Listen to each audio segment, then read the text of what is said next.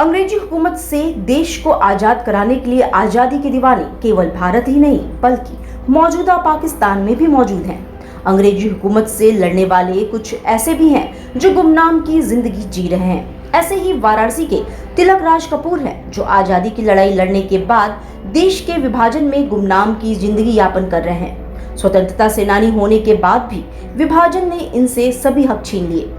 1942 में देश की आजादी के आंदोलन में अंग्रेजी हुकूमत से लोहा लेकर उनके कोड़ों का दर्द सहने वाले तिलक राज कपूर आज भारत पाकिस्तान के विभाजन का दर्द सह रहे हैं। देश की आजादी के भले ही 75 साल हो गए हों, लेकिन आजादी के बाद भारत के दो हिस्सों में हुए विभाजन का दर्द हजारों लोग सह रहे हैं। आजादी की लड़ाई से भी ज्यादा भयावह दृश्य पाकिस्तान से विस्थापित होकर भारत लौटे लोगों ने देखे। कुछ ऐसा ही वाराणसी में गुमनामी का जीवन यापन करने वाले 95 वर्षीय तिलक राज कपूर हैं। तिलक राज कपूर को आज जितनी खुशी देश की आजादी में अपना योगदान करने वाले लम्हों को याद कर होता है, उससे ज्यादा दुख उन्हें विभाजन के समय मौजूदा पाकिस्तान में अपनों से बिछड़ने का होता है। वाराणसी के सिगरा क्षेत्र के परेड कोठी में रहने वाले तिलक राज कपूर 1942 में हुए असहयोग आंदोलन के दौरान हुई अपनी गिरफ्तारी और उनके द्वारा बरसाए गए कोड़ों को याद कर आज भी गौरवान्वित होते हैं। राष्ट्रपति से पदक प्राप्त करने वाले तिलक राज कपूर ने बताया कि वो मौजूदा पाकिस्तान के लाहौर से आगे मंडी भावदीन नामक गांव के रहने वाले हैं। तिलक राज कपूर बताते हुए कि 1942 में पढ़ाई के दौरान उन्हें गुप्तचर का कार्य दिया गया था। वो अपने स्कूल के बस्ते में क्रांतिकारियों का संदेश एक जिले से दूसरे जिले तक पहुंचाते थे। उन्होंने बताया कि सत्याग्रह के दौरान उन्हें झंडा फहराने की जिम्मेदारी दी गई थी। जब सत्याग्रह के दौरान नेता गिरफ्तारी देते तो वो मंच पर मौजूद रहते, जिन्हें अंग्रेजी हुकूमत के सिपाही गिरफ्तार करते थे। इस दौरान उन्हें मंच के ऊपरी हिस्से पर छिपकर गिरफ्तारी के दौरान झंडा फहराने की जिम्मेदारी दी गई थी।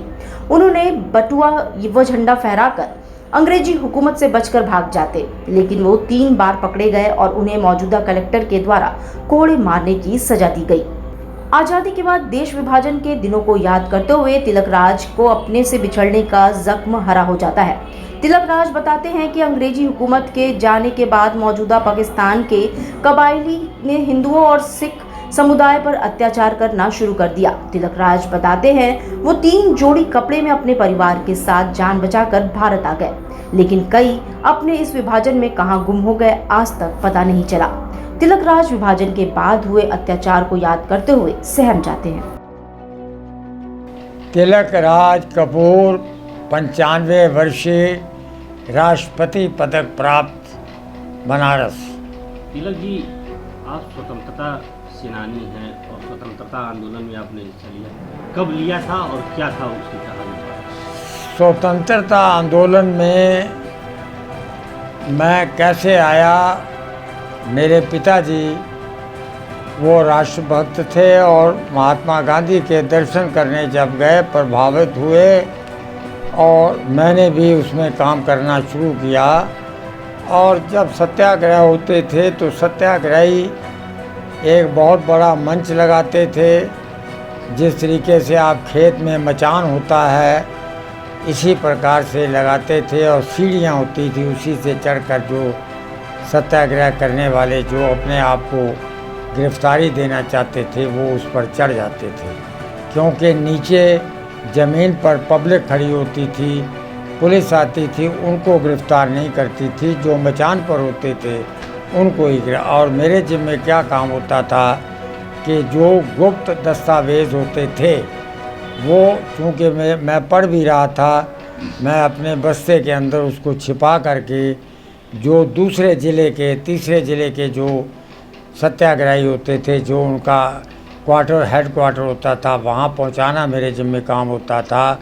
कई बार रास्ते में जाते थे तो नदी पड़ती थी, उसमें हमको बहुत परेशानी हो जाती थी।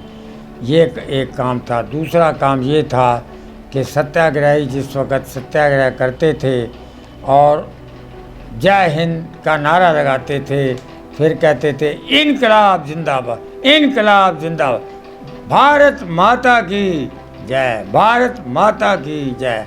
और जैसे वो भारत माता का स्लोगन लगाते थे और मैं ऊपर से छिपे हुए स्थान पर वो काम मेरे जिम्मे लगाया जाता था और मैं झंडा ऊपर से नीचे गिरा देता था और झंडा खुल जाता था और उस वक़्त भारत माता की जय बोल देते थे सब। और तभी अंग्रेजी पुलिस ऊपर आकर मचान पर उन जो सत्याग्रही होते थे उनको गिरफ्तार कर लेती थी। मैं कई बार वहाँ से ऊपर से भागकर चला जाता था, बच जाता था। कई बार जब पकड़ में आता था तो मुझे भी कोड़ों की सज़ा होती थी। ये लाहौर से और आगे मंडी बहाउद्दीन। उस समय क्या स्थितियाँ थी वहाँ पर? जुल्म था अंग्रेजों का किस कदर से बढ़ा? वहाँ मेरा घर था और अंग्रेज़ों का शासन था और ये आंदोलन चल रहा था आज़ादी का। और पूरी आज़ादी के आंदोलन में सबसे बड़ा आंदोलन 1942 का था। अंग्रेज़ों भारत छोड़ो, अंग्रेज़ों भारत छोड़ो, क्विट इंडिया, क्विट इंडिया। उसमें मैंने भाग लिया और उसके बाद लगातार आज़ादी तक मैं संघर्ष में शामिल रहता था।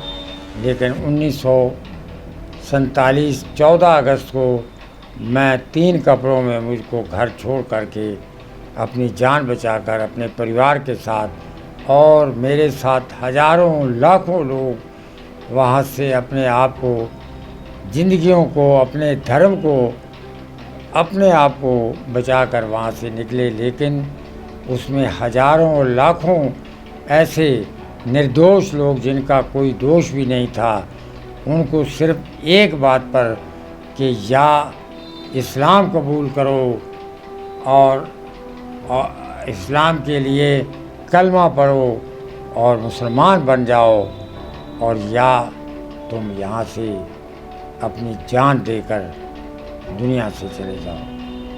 तो इस तरीके से करके वहाँ की पाकिस्तानी सेना करती थी या कोई और? पाकिस्तानी सेना नहीं करती थी, जो मुसलमानों की कट्टर संस्थाएं थीं जिनको कबायली कहा जाता था। जैसे आज आप देखते हैं कि मुसलमानों में भी बहुत सी कट्टर संस्थाएं जो इस्लाम को ज़िंदा रखने की बात करती हैं।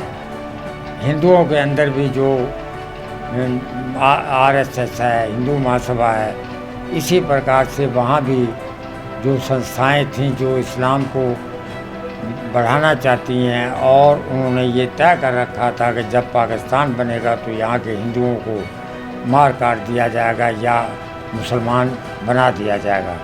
वो तो हम लोग किसी न किसी तरीके से वहाँ से भाग कर आए और अपने धर्म को बचा लिया। सब सामान चला गया, रुपया पैसा, सोना चांदी, ज़मीन जायदाद। आज़ादी के बाद कभी गए आप? हैं? आज़ादी के बाद पाकिस्तान जाने का मौका मैं बिल्कुल नहीं गया। मेरा कई बार मन किया कि मैं वहाँ जा कर के वहाँ जो कागजात मेरे थे वो भी लेकर आवें, ताकि मुझको भी यहाँ पर भारत के अंदर जो हमको पत्र मिलता है, ताम्र पत्र, वो मिले।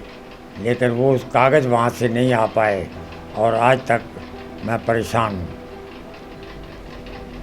पुलिस जब पकड़ती थी तो वहाँ से सब थाने ले जाते थे और वहाँ का जो एक मजिस्ट्रेट होता था वो सज़ा देता था कि इसने पहली बार ये क्राइम किया है, जुर्म किया है कि जो विद्रोह किया है, या इससे पहले वो रिकॉर्ड देखते थे, उसी हिसाब से वो सज़ा देते थे। कुछ लोगों को अंदर जेल भेज देते थे, कुछ लोगों को कोड़ों की सज़ा दे देते थे, कुछ लोगों को 10 दिन की सज़ा, कुछ लोगों को 1 महीने की, जैसा जैसा होता था, और कुछ लोगों को छोड़ भी देते थे। उस समय के हालात और अभी मौजूदा जो हालात हैं, आपको कितनी कोड़े मिली थी?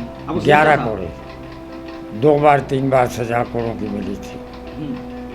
कितने कोड़े मारे गए? 11 कोड़े। 11 कोड़े। क्या दाग अभी तक पड़ी है?